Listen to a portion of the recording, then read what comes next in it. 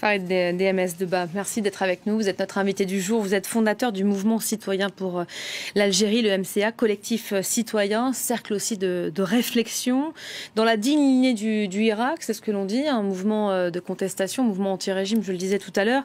Ces mots du tout nouveau président algérien, cet appel à nouveau à, en quelque sorte, tourner la page de ces derniers mois de contestation, comment est-ce que vous l'avez accueilli ? C'est assez compliqué de donner quitus à ce discours, hein, puisque il est certain qu'on ne reconnaît vraiment pas ce président qui, pour nous, n'a pas été élu. Il a été tout simplement désigné par l'état-major. Pour nous, on a plutôt l'impression que c'est, on va dire, le nouveau porte-parole de Gaïd Salah, c'est-à-dire une personne qui est là, civile, pour représenter cette dictature militaire. Voilà, donc pour nous, c'est OK, dont acte.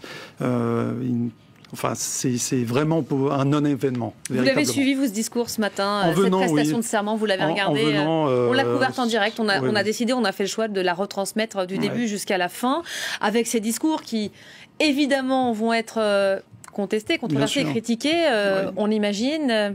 Déjà, rien que le panorama, hein, il suffit de voir cette salle remplie avec un certain âge. On voit surtout l'état-major des militaires. Enfin, c'est pas véritablement, on tourne pas la page. Pour nous, c'est la continuité de l'ère Bouteflika. Pour nous, c'est le 5e mandat qui est en train de tout simplement se dérouler à l'heure actuelle. Et Tebboune, un président désigné par l'état-major de 74 ans, vous imaginez. Ben Salah qui, lui, laisse sa place. Abdelkader Ben Salah, président par intérim. Voilà, qui laisse sa place et qui redevient, on va dire président du Sénat. Et donc, il reprend sa place. C'est juste tout simplement à pleurer. Elles sont où toutes ces forces vives, ces soi-disant discours, on va dire, de main tendue, de renouvellement, etc. On fait du vieux. Hein, voilà. Honnêtement, c'était à pleurer. J'ai regardé ça, je me suis dit, j'ai l'impression, l'Algérie, hein, au gouvernement algérien, c'est un EHPAD, hein, à proprement dit. Il suffit juste de voir les déambulateurs un petit peu plus loin.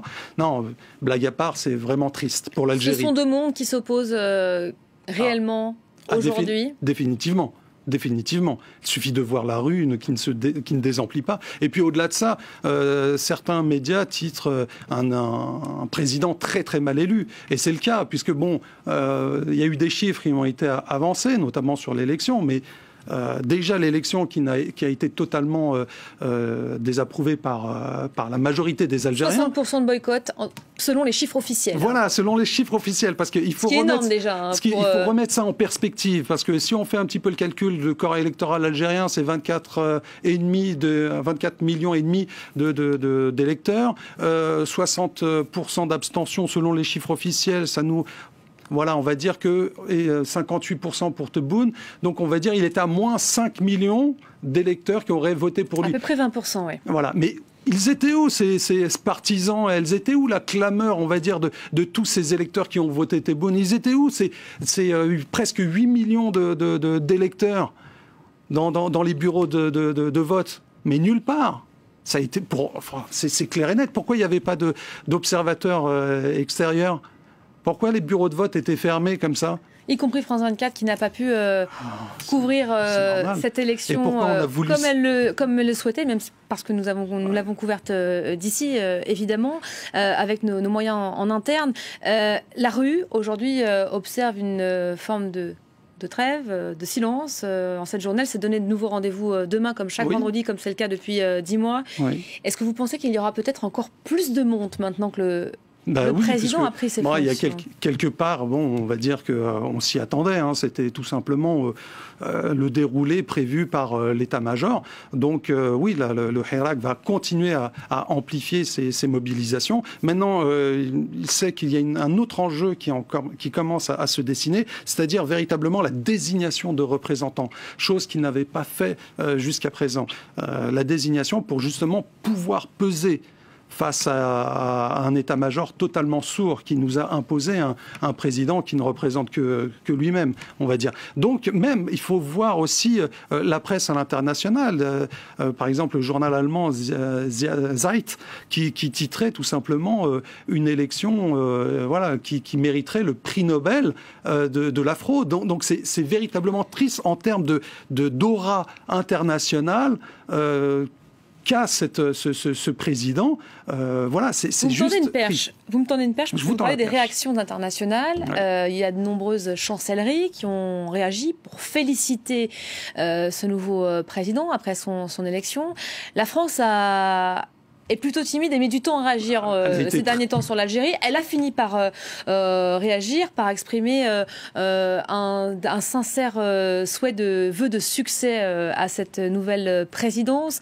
Comment ça a été accueilli, ça, cette réaction, ce positionnement français? Il semblerait que déjà par rapport aux termes exacts utilisés, enfin relayés par la presse... Il y a eu deux versions qui sont opposées, voilà, qui se sont déjà opposées, donc déjà ça pose problème. C'est-à-dire qu'au niveau de l'international, ils sont véritablement prudents, mais c'est normal. C'est normal, il y a un peuple tout entier qui ne reconnaît pas cet homme-là comme étant le président de ce pays, de l'Algérie. Alors comment voulez-vous que de l'autre côté, au niveau de l'international, on puisse se dire « Ok, bah, c'est le nouvel interlocuteur », mais c'est peut-être l'interlocuteur de l'état-major, mais pas du peuple algérien. Donc c'est avec ça qu'il faudra qu'il compose. Il tend la main au Hirak. Ok, d'accord, mais maintenant il faudrait des actes forts, notamment libérer les détenus d'opinion. Ça, c'est déjà le b.a.-ba. C'est la chose qui va faire. Et d'ailleurs, je pense que pour calmer la rue, c'est ce qui risque d'arriver. Est-ce que vous entendez le risque qui pèse aussi sur ce mouvement de contestation, je le répète, pacifique depuis maintenant 10 mois, et ça c'est inédit en soi, une réussite évidemment dont peut se féliciter le mouvement. Est-ce qu'il n'y a pas un risque justement qu'il se radicalise et surtout que la réponse en face se fasse sentir, réponse plus forte encore qu'elle ne l'est déjà? Il y a eu déjà des représailles, beaucoup de représailles, notamment... C'est pour ça que je dis plus forte encore qu'elle ne l'est déjà. À Oran, il y a eu des éborgnés, il y a eu beaucoup d'arrestations, beaucoup de gazage. La répression est là, mais on a peur de ça, justement. Mais ça risque de continuer et de s'amplifier. Je ne le souhaite pas. Mais face à une population totalement prête à continuer le combat, quelle réponse peut avoir l'état-major ? Sincèrement, à part la répression. Ils ne veulent pas répondre aux préoccupations du Hirak, c'est-à-dire on les dégage tous. C'est véritablement une vague de dégagisme que l'Algérie a envie d'avoir au niveau des plus hautes sphères, un petit peu ce qu'on a eu en France.